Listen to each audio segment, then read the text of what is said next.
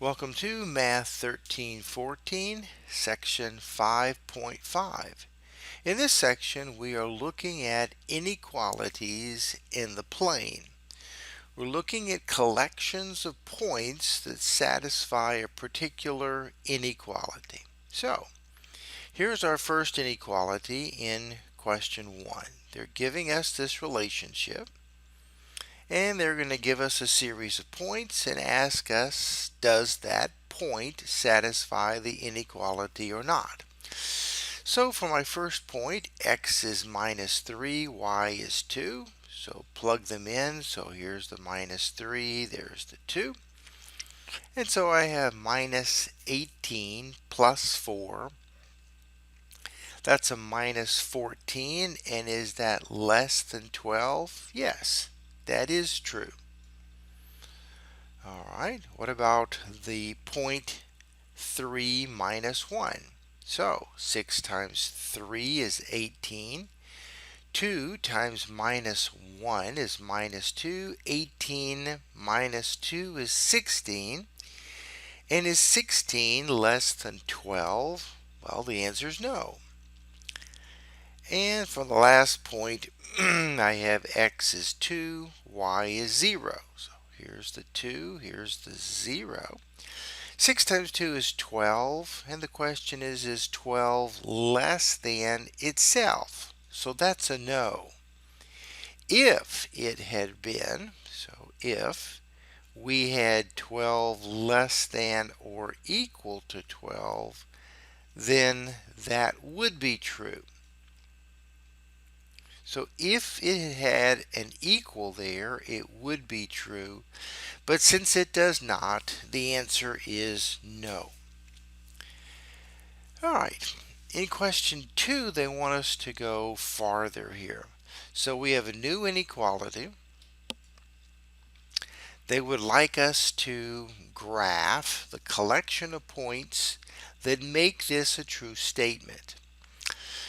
So, if we have one of these inequalities, we're going to get a dotted line, similar to on the number line when we had an open dot. If we have one of these that has an equals in it, then it's going to be a solid line, like we had a closed dot. All right, so how do we go about doing this? Well, the first thing that we do is we get rid of the inequality and we just figure out, what does the graph look like? Well, in our case, it's going to be a dotted line. Now, the easiest way to graph a line is just to look for the x and y intercepts. So if I set x to 0, I get 5y is 3, which says y is 3/5. So 0 3/5, and that's this dot right there in red. If I set y to 0, I get 3x is 3, which gives me x is 1, and that's this dot, which is 1 0. The second phase of this, once we get our line drawn, is to pick a test point. Now the test point can be any point. Just make sure you pick something that's not on the line. And so in this case, I'm picking the point 0 0 right there. So we plug in 0 0, and is it true that 0 is less than 3? Yes, that is true. So you shade the entire side from where that point came. That means that all of this stuff is shaded, which means this entire collection of points would satisfy the inequality. If the point had failed, then you would shade the other side of the line. All right. Looking here at question 3. First off, because of my inequality, it's going to be a solid line. So I start off by looking for the intercepts. So I set x to 0 and I set y to 0. If x is 0, I get 40y plus 800, and when I solve that, I get y is minus 20. Gives me this point. If I set y to 0, I get minus 20x is 800. Divide both sides by minus 20, and I get x is 40. So I've got my two dots that I can draw my solid line. Alright, so here's my two dots. My dots were 0, minus 20. So here's the point 0, minus 20. And here's the point minus 40, 0. Solid line. Alright, we've got our solid line. And then I pick my test point. And again, it's convenient to pick 0, 0. So plug it in. Let's see. Is it true that 0 is less than or equal to 18? Yes. So we shade that entire side. In question 4, well, we have first off, by looking at it, I see it's going to be a dotted line because of the inequality. X equals a number is a vertical line. All right, so there's my vertical line crossing here at 6, 0. And so now I pick a test point, which is 0, 0.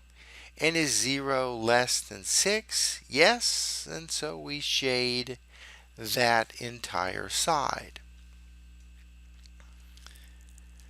All right, in question 5, we have an inequality, but this time it's involving a parabola. Why is it a parabola? Well, it is an x squared. The minus in the front means our parabola is flipped over. Plus 1 on the end means the parabola is shifted up by 1. The stuff on the inside is a left or right. X plus 2 is 0, and I get x is minus 2, so it's left. So the vertex is at minus 2, 1. Based on the inequality, it is going to be a solid curve. And so in terms of a rough sketch, it's flipped over. Here's the vertex. I know it's crossing here at 0, minus 3. Why do I know it's crossing at 0, minus 3? Let's go back up here. If this is 0, I get 0 plus 2 is 2. 2 squared is 4, minus 4 plus 1, and this is at 0, minus 3. Test point 0, 0. Plug it in. Let's see. 0 plus 2 is 2. 2 squared. Alright, so keep plugging all this in, and I get is 0 greater than or equal to minus 3. That's a yes, and so we would shade everything on that side of that quadratic function or the parabola. Alright, they're walking us through this, so here's the test point in a better graph that they've drawn. So now they walk you through calculating, and 0 is greater than or equal to minus 3. The test point does satisfy it, so therefore, like in our rough sketch, we would shade everything on that side. Alright, in question 6. In question 6, they're going to give us a system of inequalities. I have two of them now. And the question is, do these points satisfy both inequalities? And so I did this for 1 point as an example. So let's see, x is minus 3, y is 1. So using the very first equation, let's see, minus 3 plus 1 is minus 2. Is minus 2 less than 8? Yes, that is true. What if I use the second equation here? If I plug in minus 3, that would give me minus 9 plus 2. Okay. And is that greater than or equal to minus 1? And the answer is no, that's not true. So that point does not satisfy both of them. So it does not satisfy the system of inequalities. And then you can do that for the other points. I think that's easy enough to do. In question 7 now, we are looking to see how would we go about graphing this particular system of inequalities. All right, the first thing I notice is they're both have an equal, so we're going to get solid lines. So for the first one, y equals 1/2 x minus 4. It's a line going up and it's crossing at minus 4. It's the one here in red. So let's see, if x is 0, y is minus 4. And if I pick another convenient point, let's see, if x is 2, then I get 1/2 times 2 is 1. 1 minus 4 is minus 3. So here's the point 0 minus 4. Here's the point 1. So here's 1 minus 3. Here's the point 0 minus 4. Okay, there are those points. So we make the line. If I pick my test number, where's the test number? The test number is way over here at 0, 0.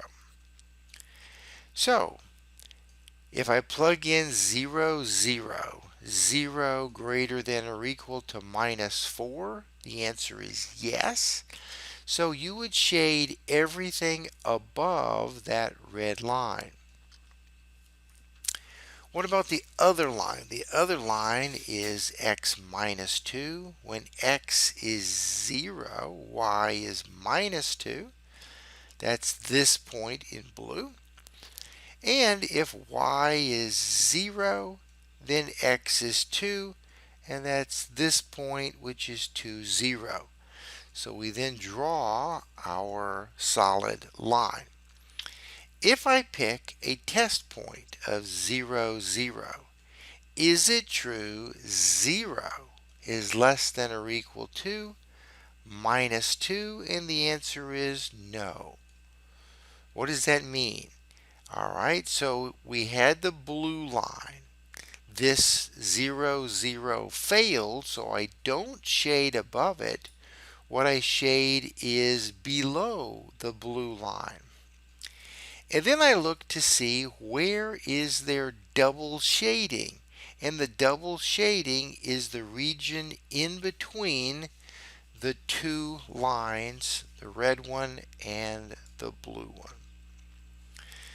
The solution set is not empty, means there is an answer, and it is the double shaded region, which is the region in the middle.